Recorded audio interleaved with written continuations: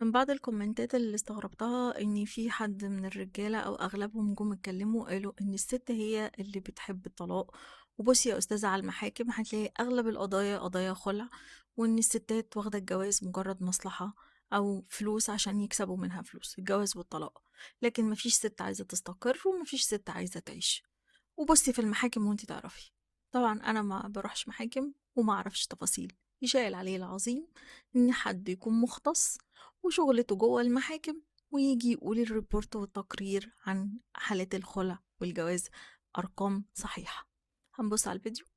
انتوا عارفين ايه اكبر عملية نصب اتعملت على المصريين تما من اعلى الدرجات والمناصب لابسط الناس؟ انه حد طالع يقولك ان الخلع في مصر 83%، واللي خرب الاسرة المصرية الخلع.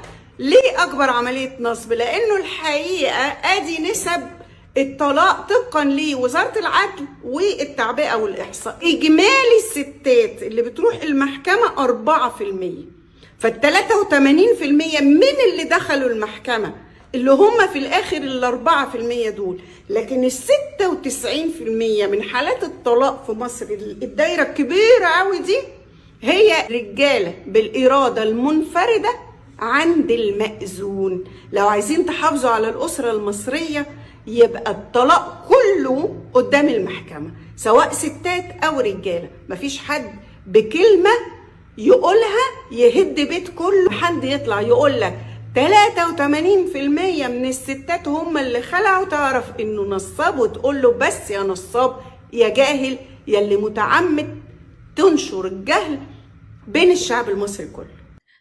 اديكوا شفتوا في الفيديو. ما اسمعش حد يتهم الستات بالباطل.